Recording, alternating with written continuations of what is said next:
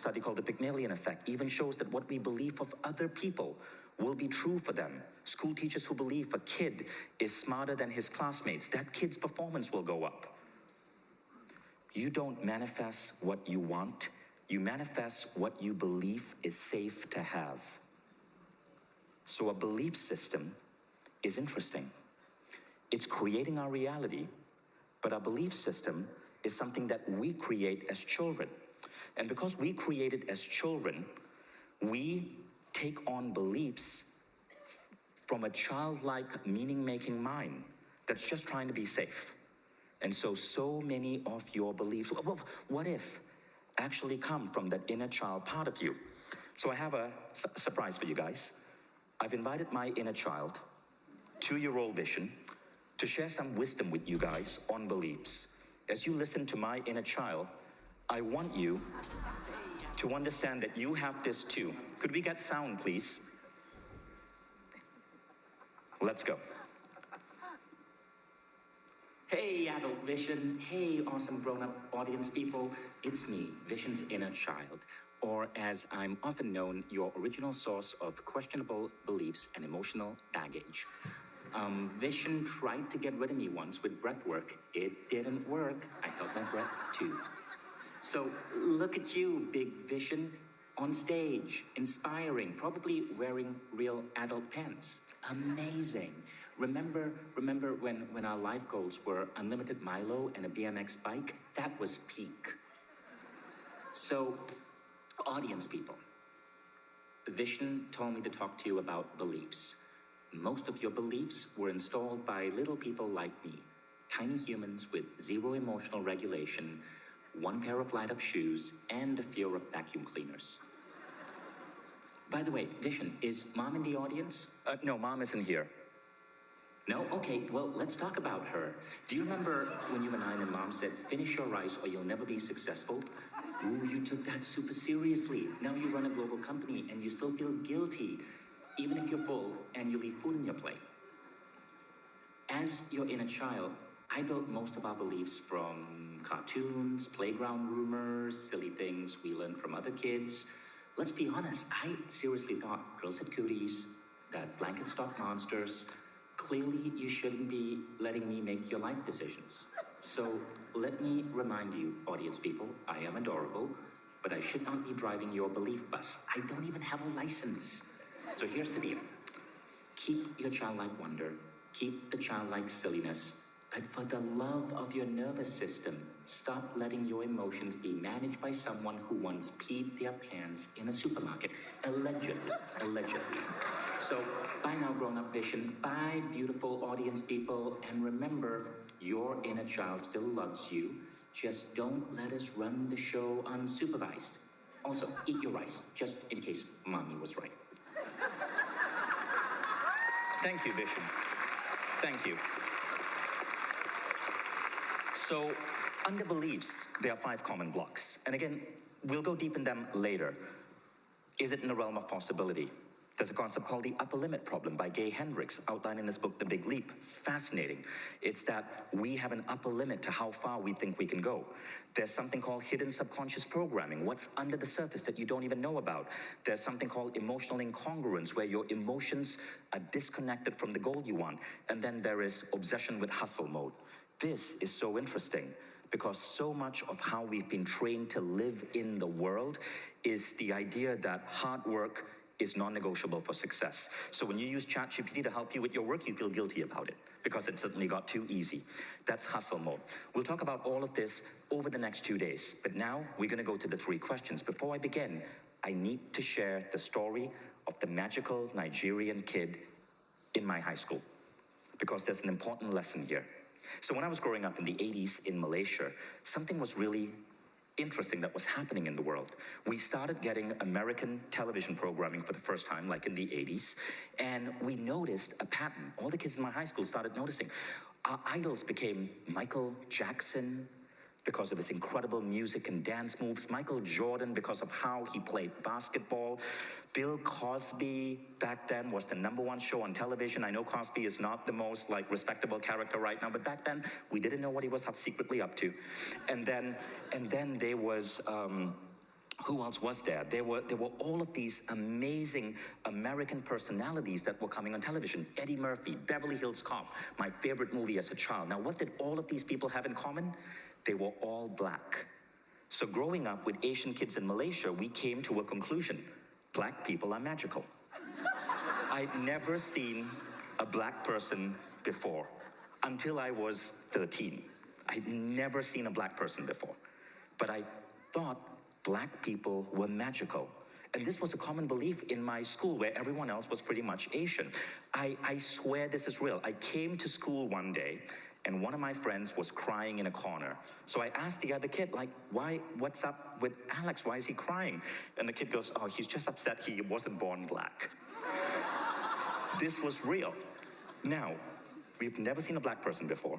We've never learned American history, so we don't know about the civil rights movement. We don't know who Martin Luther King is. All we know is what we're seeing on Malaysian television.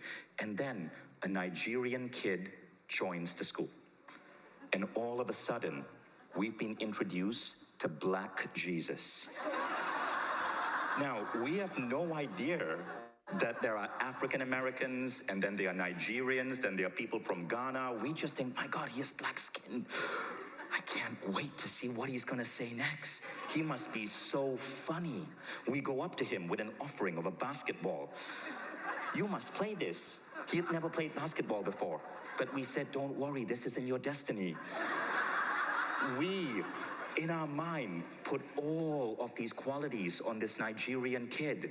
He was brilliant, he could dance, he was cool, he had this looming voice, he could be on TV, he could be a sports star, and us, we just made noodles. Now this Nigerian kid, my God, he was really cool. So have you guys ever heard a Malaysian accent? So I bet you there are Malaysians watching online right now, and Malaysian accents are really cute. They are also really unsexy.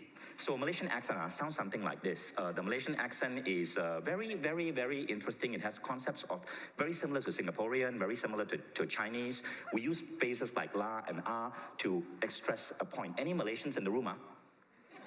No? Okay. So we would go up, the Malaysian kids would go up to the canteen and we would order our drink. I will have the water and the noodle, but not the Nigerian kid. He had certainty in his voice. He'd go up, he would go, oh, we'll have the water. And before you know it, all of us were pronouncing water. I will have the water and the noodle. This Nigerian Moses became the pillar of everything that was cool. We would stay in the basketball courts under the hot sun, just trying to get blacker. So growing up, we thought, growing up in Asia in the 80s, this was before, this was before Asian culture, K-pop, and Jackie Chan, all of that became cool, right? We didn't know what our worth was.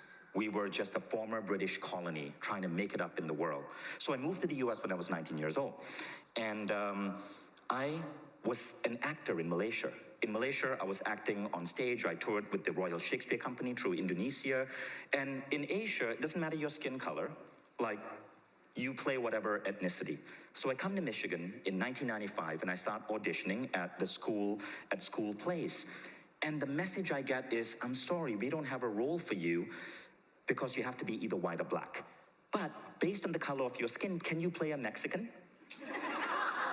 I had never seen a Mexican before. Because I'm sure you get plenty of Mexicans in California, but they don't really come to Michigan because it's super cold.